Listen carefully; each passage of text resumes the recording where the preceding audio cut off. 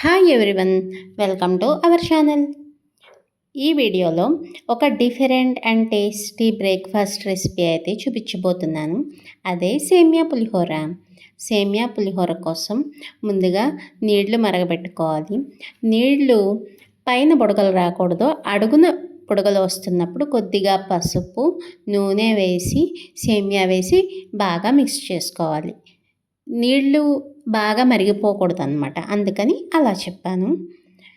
సేమియా 50% మాత్రమే బాయిల్ అవ్వాలి, ఎక్కువ ఉడికిపోకూడదు. ఎక్కువ ఉడికిపోతే ముద్ద ముద్దగా అయిపోతుంది, అస్సలు టేస్ట్ బాగోదు. సేమియాని ఉడకపెట్టుకోవడంలోనే ఉంటుంది సేమియా పులిహోర టేస్ట్ అంతా కూడా. ఇలా 2 వేళ్ళతో నొక్కితే విరగాలన్నమాట. అంత కుక్ అయితే చాలు. వెంటనే స్టవ్ ఆఫ్ చేసేసి వార్చేసుకోవాలి సేమియాని.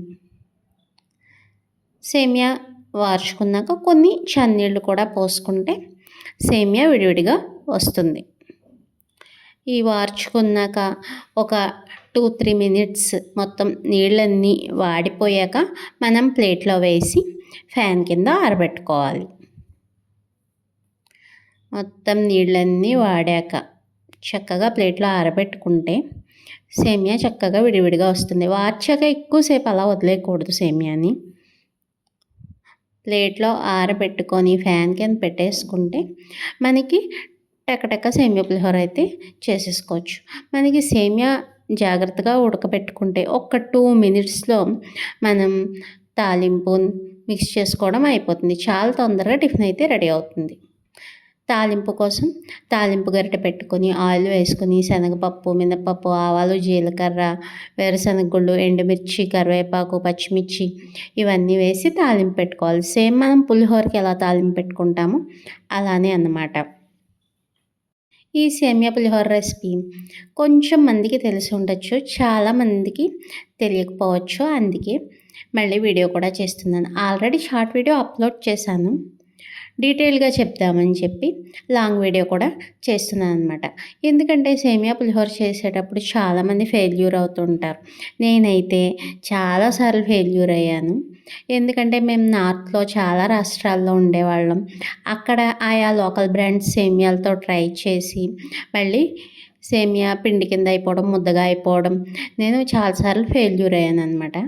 ఎప్పుడైనా సరే నేను ఎంటీఆర్, బ్యాంబినో ఇలాంటి సేమియాలతోనే ట్రై చేస్తూ ఉంటాను. నేను నిమ్మరసం తీసుకుని ఉంచుకున్నాను. ఆ క్వాంటిటీ నిమ్మరసం పడుతుంది ఆ సేమియాకి. కొద్దిగా పసుపు, సరిపడా సాల్ట్, పులిహోర మొత్తానికి సరిపడా సాల్ట్ నిమ్మరసంలో వేసి నానబెట్టుకోవాలి. నిమ్మరసంలో నానబెట్టుకుంటే చక్కగా సాల్ట్ అంతా కూడా పులిహోరలో బాగా మిక్స్ అవుతుంది.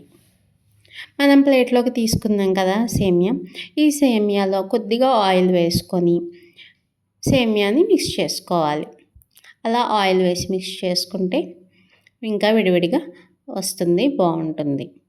తర్వాత మనం తాలింపు పెట్టుకున్నాం కదా, ఆ తాలింపు నిమ్మరసం వేసి చక్కగా సేమియా పులిహోరని కలుపుకొని ఎవరైనా ఇంటికి గెస్ట్లు వచ్చినప్పుడు డిఫరెంట్గా మనం సర్వ్ చేసుకోవచ్చు.